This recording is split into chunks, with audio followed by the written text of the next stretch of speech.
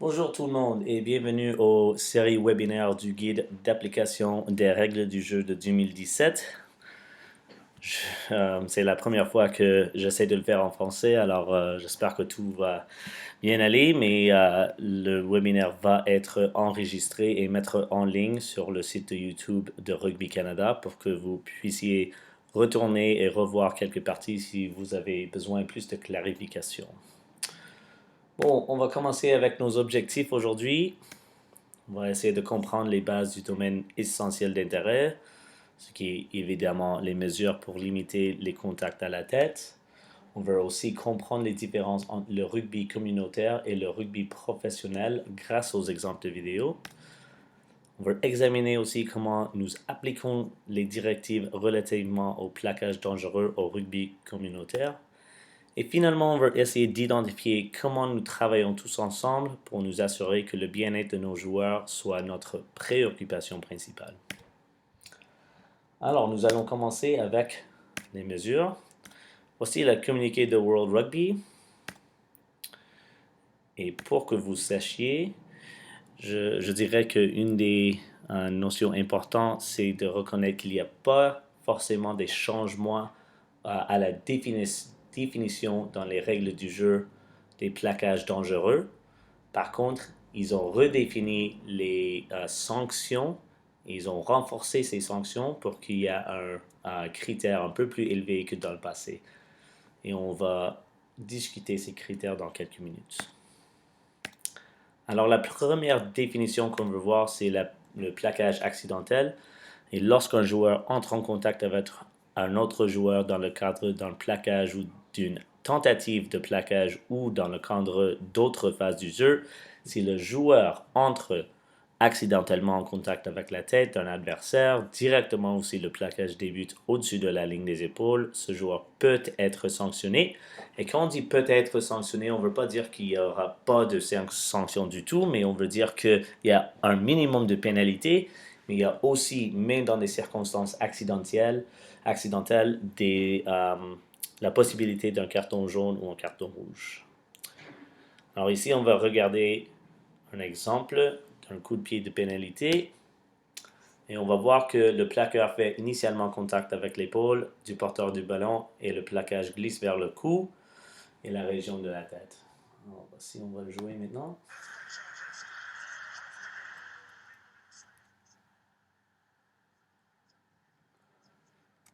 Je vais éliminer le volume pour l'instant parce qu'on n'a pas forcément besoin. Et on va revoir dans la pause ici la définition. Disons qu'à partir du 1er janvier, cela sera une pénalité contre bleu. Contact direct sur l'épaule, mais ça glisse sur la tête. Okay. Alors voici notre définition d'un plaquage dangereux. Je pense la ligne la plus importante, c'est quand on dit que il y avait, quand il est entré en contact avec l'adversaire, un risque d'entrer en contact avec la tête de l'adversaire, mais a tout de même effectué ce geste. Alors, et en même temps, il savait ou aurait dû savoir. Alors, c'est important de voir que même si ce n'était pas l'intention de faire contact avec la tête, et même s'il y a des actions du porteur du ballon qui pourra affecter où le plaqueur fait le contact, c'est quand même leur responsabilité de savoir que j'aurais pu faire contact avec la tête, il y aura une sanction d'un minimum carton jaune et un maximum de carton rouge.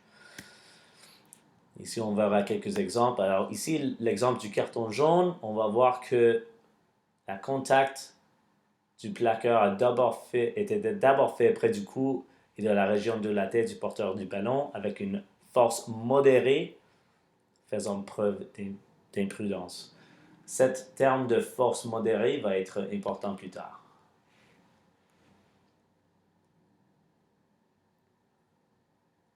Alors ici, on va revoir numéro 1 noir qui va faire contact avec le porteur du ballon direct au-dessus de la ligne des épaules. Alors c'est minimum carton jaune et parce que la force était modérée, C'était un carton jaune.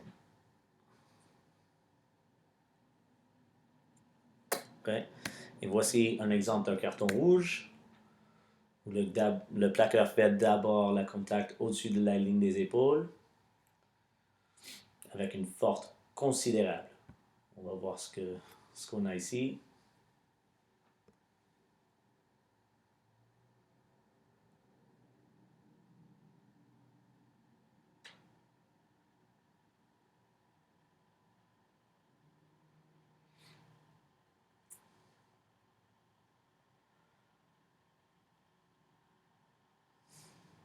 Alors on voit la force considérable quand le plaqueur continue avec le plaquage en prenant le porteur du ballon au sol en continuation ici. Et on peut en discuter un peu plus quand on prend des questions. Alors, qu'est-ce que ça veut dire pour nous ici aux communautés? Parce que, évidemment, ce qu'on voit sur le télé et avec les angles multiples et un arbitre de vidéo, c'est pas forcément ce qu'on voit à chaque week-end. Et alors, forcément, je vais vous essayer de donner quelques exemples avec des guides pour les arbitres. Et la première, c'est notre positionnement sur le terrain. Alors pour commencer, on veut se placer dans une bonne position pour voir l'exécution du plaquage. Et on voit ici l'arbitre qui fait de l'excellent travail pour s'aligner avec le ballon. Et on va voir d'une phase à autre qu'il fait beaucoup de bon travail à se placer dans une bonne position pour voir le plaquage. C'est pas pour dire que son positionnement est impeccable. Il y a des endroits où peut-être il peut aller quelque part d'autre, mais de phase à phase, il fait de très bon travail. Et on va le voir ici. L'arbitre dans le milieu se met ballon en ligne. Il joue l'avantage. Et après, la prochaine phase, ballon en ligne. Et l'avantage. Alors, dans les deux situations, il a pu voir, et les trois situations en fait, il a pu voir le contact haute. Finalement, voici 3. Alors, de l'excellent travail par l'arbitre ici pour se mettre dans une bonne position pour voir le contact avec la tête. Ou le plaquage, pour commencer. Notre prochaine pièce d'information pour aider les arbitres est notre sifflet. Okay? On veut être sûr de siffler sans hésitation quand on sanctionne des plaquages dangereux. Ça ne veut pas dire qu'on ne peut pas jouer l'avantage, mais cet avantage, faut être clair. On doit avoir une opportunité de vraiment utiliser le ballon et probablement marquer un essai. Et si on n'a pas cette possibilité, c'est plutôt valable probablement de siffler direct, arrêter le jeu pour que tout le monde sait qu'on a vu l'incident et le plaquage dangereux. Alors, on va regarder deux différents exemples et on va voir comment ça regarde.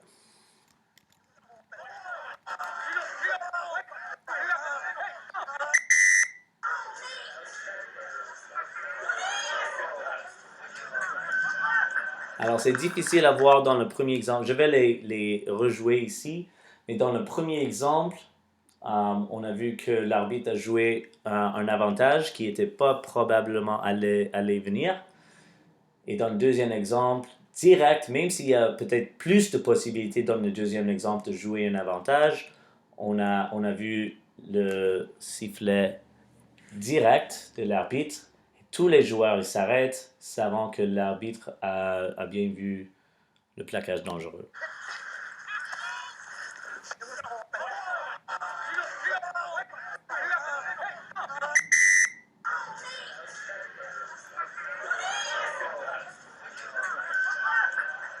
Voilà.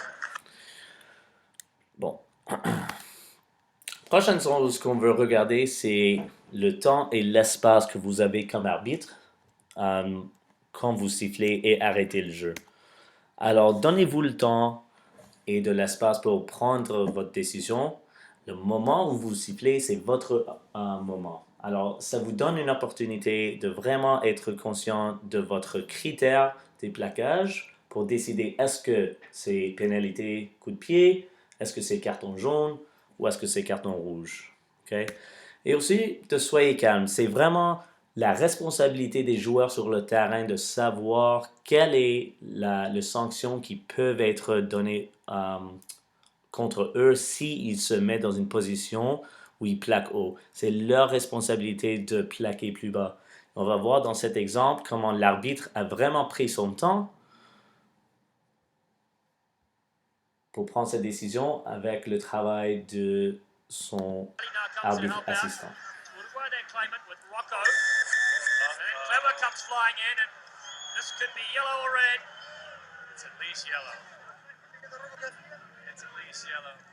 Scott, you walk away. Yeah. Siete. Siete. I referee, okay? I get it.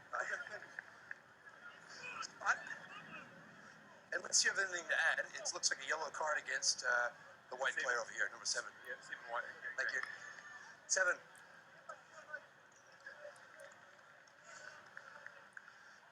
I understand intent's not part of the equation, but it's a reckless tackle. Alors, ce qu'on peut voir, c'est l'arbitre qui vraiment prend son temps, il est calme, il bouge les joueurs quand il y a une situation à gérer, il va parler avec son assistant et ensuite il donne le carton jaune au joueur. Alors, pour commencer, je sais que c'est un exemple en anglais, par contre, je voulais utiliser les matchs de le championnat américain ici au Canada et aux États-Unis et dans l'Amérique du Sud parce que c'est un bon exemple de comment l'arbitre qui n'a pas de vidéo, d'arbitre vidéo, qui prend les circonstances dans sa main après avoir une chance de voir l'incident. Okay? Finalement, on veut aussi utiliser du langage concis, utilisez le vocabulaire des règles du jeu et faites-y référence. Alors ici, on va voir, encore je sais que c'est en anglais, mais l'arbitre qui dit les mots plaquage dangereux en anglais.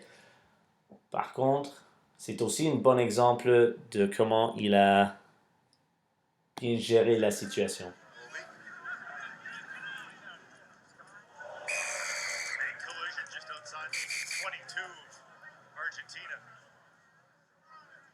Lucas Rumble coming up. But the laws are that he can't tackle that player in the air. So Wright's got there and covers up early. Here's a look at it again. Hard to tell if that left foot was down or not.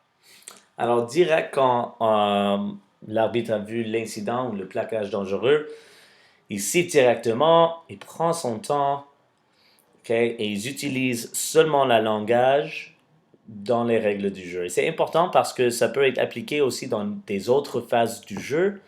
Mais comme ça, les joueurs, après qu'ils ont fait leur préparation pour les matchs et tout, si on utilise le langage directement dans les règles du jeu, ça fait que les décisions soient plus claires pour les joueurs et les entraîneurs après le match. Okay? Quelques autres idées pour vous aider. Assurez-vous que bien avant le coup d'envoi, les deux capitaines et les deux entraîneurs connaissent bien les nouvelles mesures et les règles expérimentales. Faites confiance à vos processus sur le terrain et concentrez-vous sur le critère pour chaque sanction. Dans une situation de plaquage dangereux, si vous ne pouvez pas augmenter pour éviter le carton rouge, décernez le carton rouge. Okay? C'est important que c'est pas notre idée de faire le plaquage, c'était pas nos actions qui ont décrit que le plaquage allait être haut ou dangereux. Alors, c'est pas notre responsabilité de donner un carton jaune parce que on a de l'empathie pour le joueur. En fait, non, c'est notre responsabilité que si c'est une situation où c'est à mesure un carton rouge, mais peut-être un carton jaune, on doit donner le rouge. Okay? Et la même chose s'applique quand vous cherchez une distinction entre un carton jaune et une pénalité. Quelques idées pour les entraîneurs. On a remarqué que les scénarios où les plaqueurs poursuivent un joueur après une percussion de la ligne, Il semble accroître la possibilité d'une mauvaise technique de plaquage, ce qui conduit à des sanctions. Et on va voir plusieurs exemples ici dans la vidéo.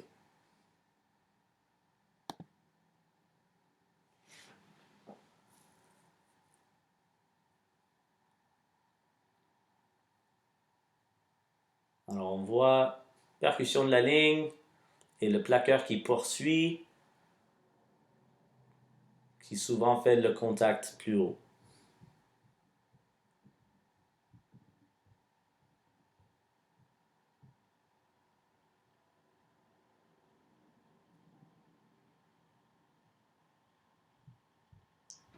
Voilà de très bons exemples. Okay. Autre idée pour les entraîneurs, soyez prêts avec les nouvelles mesures et les règles expérimentales et ouvrez le dialogue avec les officiels. On est tous ici pour faire un travail ensemble, pour être sûr que nos joueurs sont sains et saufs sur le terrain. Assurez-vous que les joueurs comprennent leurs responsabilités pour maintenir la sécurité dans le plaquage. Super important. Soyez conscient du risque du double plaquage, particulièrement si le deuxième défenseur vise le ballon autour du torse. Cela, il y a des incidents qui se mettent en place à cause de ça. Et finalement, utilisez les ressources disponibles pour développer le suivi et la technique adéquate de plaquage. Okay? Ils sont tous disponibles sur le site PlaySmart. Jouez intelligemment et un autre thème clé national. Finalement, des éléments à retenir pour tout le monde. Nous n'avons pas d'arbitre vidéo dans les matchs de rugby communautaire au pays. Okay? Et la plupart des matchs n'ont pas d'arbitres assistants qui sont assignés. Alors, c'est important de savoir que il y a seulement un arbitre qui a un regard où il voit l'incident juste une fois. Okay? Cela signifie que chaque intervenant du jeu doit être en appui de l'initiative, comprendre l'objectif sous-jacent et avoir de l'empathie pour le travail que l'arbitre tente de faire. Et finalement, les joueurs qui se positionnent pour plaquer à la hauteur des épaules ou au-dessus risquent d'être sanctionnés. Okay, c'est super important que tout le monde sache que c'est la responsabilité des joueurs d'être conscients de où ils visent leur plaquage. Finalement, si vous avez des questions qui ne seront pas répondues dans la session des questions qui va venir dans quelques instants, vous pouvez toujours m'envoyer un courriel à nabdelnour@rugbycanada.ca. Et je vous remercie et on va maintenant prendre des questions.